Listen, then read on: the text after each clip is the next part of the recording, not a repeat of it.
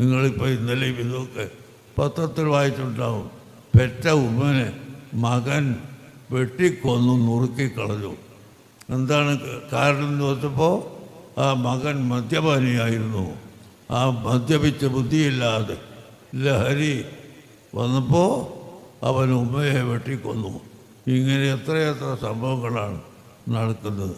അതുകൊണ്ട് ഈ കാര്യത്തിൽ നാം എല്ലാവരും ശ്രദ്ധിക്കുകയും ഗവൺമെൻറ് പ്രത്യേകമായി ഇത്തരം സംഭവങ്ങൾ ഇല്ലാതിരിക്കാൻ ശ്രദ്ധിക്കുകയും വേണമെന്ന് ഞാൻ ഓർമ്മപ്പെടുത്തുന്നു. പണ്ട് ഇവിടെ കള്ളുഷാപ്പുകൾ നിരോധിക്കണമെന്ന് പറഞ്ഞ് പലരും ആവശ്യപ്പെട്ട് അതിൻ്റെ വക്കിൽ വരെ എത്തിയിരുന്നു. പിന്നെ അത് നിർത്തിയില്ല. ഒരു മുഖ്യമന്ത്രിമാരും അതിന് മുന്നോട്ട് വരില്ല. അവരൊക്കെ ഇത് അനുവദിക്കുന്നവരാണ്. അങ്ങനെ ഇപ്പോൾ അത് വർദ്ധിച്ച് ധാരാളം ഷോപ്പുകൾ നമ്മുടെ കേരളത്തിൽ തന്നെ നടക്കുകയാണ്.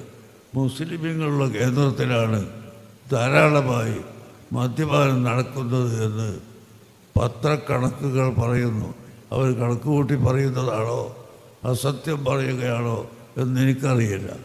മുസ്ലിമീങ്ങളാണ് ഇത് അധികം ഉപയോഗിക്കുന്നത് എന്ന് വരുത്താൻ വേണ്ടി അങ്ങനെ ഒരു നുണ ഉണ്ടാക്കി തീർത്തതാണോ അല്ല സത്യമാണോ എന്ന് നമുക്കറിയില്ല. കഴിഞ്ഞ പ്രാവശ്യം ഒരു ഹൈന്ദവരുടെ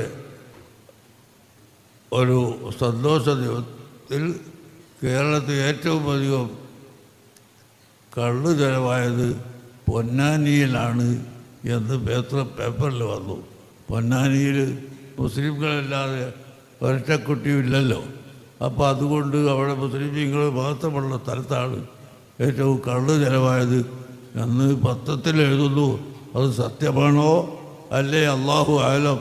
ഏതായാലും ഇതിൻ്റെ നാശം, എല്ലാ നാശത്തിൻ്റെയും ഉത്ഭവമാണ് മദ്യം എന്ന് നബി സല്ലല്ലാഹു അലൈഹി വസല്ലമ തങ്ങൾ പഠിപ്പിച്ചിട്ടുണ്ട്.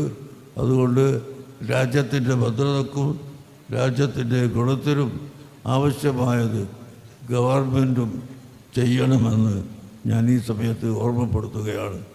എല്ലാ ജനങ്ങളും വളരെയധികം ശ്രദ്ധിക്കണം. വെറും കൊലപാതകം മാത്രമല്ല, മറ്റനേകം കൊലപാതകങ്ങൾ അഥവാ പരിശുദ്ധ ദീനുൽ ഇസ്ലാമിനെ കൊല ചെയ്തുകൊണ്ടിരിക്കുന്ന ദുർവാദങ്ങളും ന്യായങ്ങളുമായി വരുന്നത് എല്ലാം നാം കാണുന്നുണ്ട്. നമുക്കത് കണ്ടു നിൽക്കാൻ കഴിയുകയില്ല. അതിനെതിരായി ശബ്ദിക്കാതെ നമുക്ക് നിർവാഹമില്ല.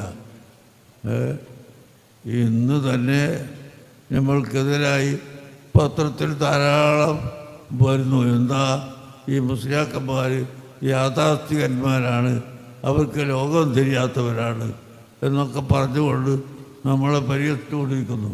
ഞങ്ങൾക്ക് ലോകം തിരിച്ചിട്ടുണ്ട്, മറ്റേ ലോകവും തിരിച്ചിട്ടുണ്ട്, എല്ലാ ലോകവും തിരിച്ചിട്ടുണ്ട്. അത് തിരിയാണെന്നും പറയുന്നതല്ല. പക്ഷേ ഈ കൗമ് അധപ്പതനത്തിലേക്ക് പോകുമ്പോൾ അതിൽ നിന്നും രക്ഷിക്കുന്ന കർത്തവ്യ ആലിമീങ്ങൾക്ക് ഉണ്ട്. അതുകൊണ്ട് തന്നെയാണ് ആലിമീങ്ങൾ ഇതൊക്കെ പറയുന്നത് എന്ന് ഞാൻ ഓർമ്മപ്പെടുത്തുന്നു. സ്ത്രീ പുരുഷ സങ്കലനം, സ്ത്രീകളും പുരുഷന്മാരും ഒന്നായി ഒരുമിച്ച് കൂടി ഇടകലർന്നുള്ള ഏത് പദ്ധതി കൊണ്ടുവന്നാലും അത് ഇവിടുത്തെ ദീൻ പൊളിക്കാനുള്ള പദ്ധതിയാണ് എന്ന് നമ്മൾ മനസ്സിലാക്കണം. വളരെയധികം ചിന്തിക്കണം. അതിന് എല്ലാവരും അത്തരം പ്രവർത്തനങ്ങൾക്ക് കൂട്ടുനിൽക്കരുത് എന്നുകൂടി നിങ്ങളോട് ഞാൻ ഓർമ്മപ്പെടുത്തി എൻ്റെ വാക്കുകൾ നിർത്തുന്നു.